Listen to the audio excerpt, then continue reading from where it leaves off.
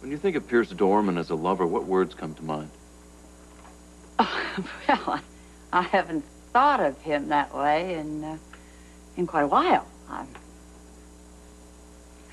guess I considered him attractive once. I understand it's a memory that you're not anxious to revive, but please try to, for the purposes of our interview. You want to know what he was like in bed? Why? I mean, all that matters is this Dr. Jekyll turned into a Mr. Hyde when he didn't get his own way. Well, since he's claiming the opposite, we need to prove him a liar. Prove it by demonstrating his arrogant, opportunistic behavior? No.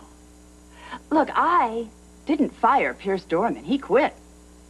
He was the first rat to desert GH when he thought it was sinking. He was also the first one to come scurrying back when his sweet deal at Mercy turned sour. That's a big part of the whole picture. But your relationship with him wasn't entirely professional. It's the intimate nature of your relationship that's the basis of his suit. So, what was he like in bed? He was exciting. In what way? He was, energetic. He was innovative. This is really, really embarrassing. Monica, you're doing fine. Oh. Did he have any unusual proclivities? Like kinky hang-ups? You trying to get me to tell you that he tied me up or something? Oh, really? Yes, if that's what he did. Monica, I know this is very difficult, but you are going to have to find some way to deal with your uncomfortable feelings, because I can guarantee you that Dorman's attorney will happily drag up the most intimate details in front of an entire courtroom. Look, I'm not denying that I slept with the man. What does it matter what kind of a lover he is, for heaven's sake? You need more time. Unfortunately, we don't have the time. We need to know who Dorman was with you in that hotel room, and you are the only one who could tell us. Pierce enjoyed control.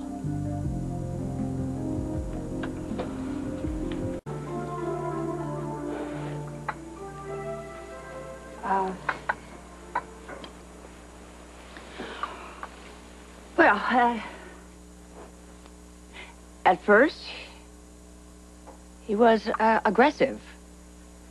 He would look at me as though I were the most desirable woman in the world, and I found that irresistible.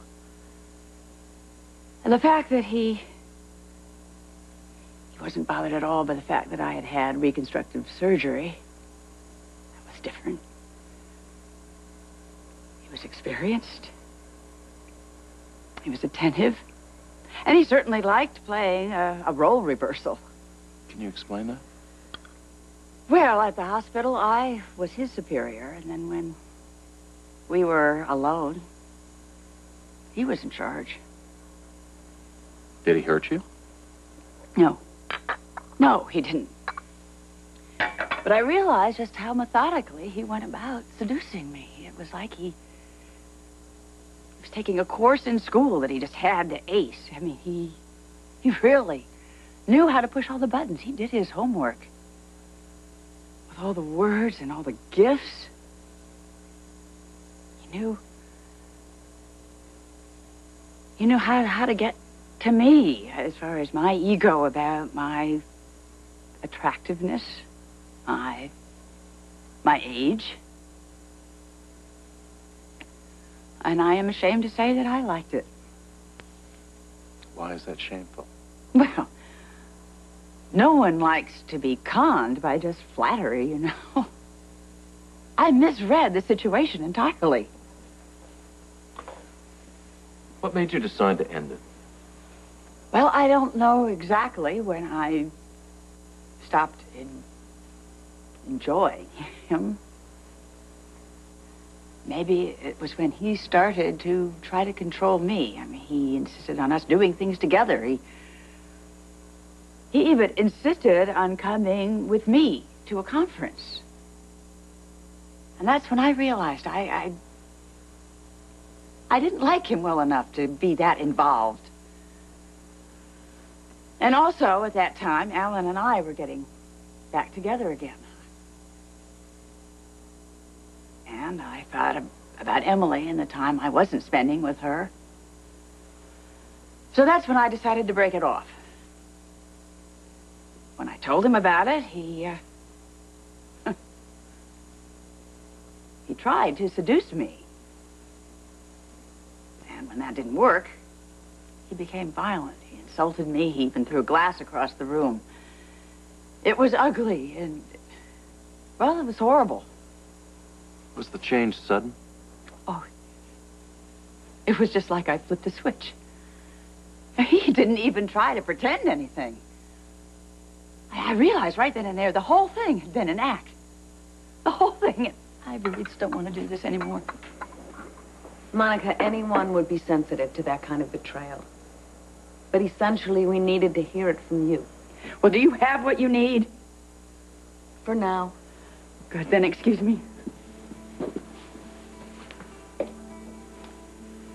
I'd suggest looking into Dorman's background, see if there's any similar episodes.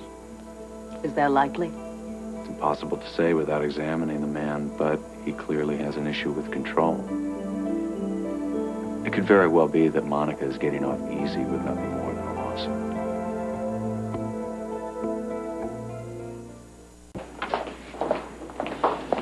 I don't know why we bother going to those meetings. They're unproductive. Nothing ever gets settled. Well, at least we haven't lost our shirts yet. Uh-oh. I'd better answer this. I need to keep working while I still have patience. Monica, don't. You're right. You're right.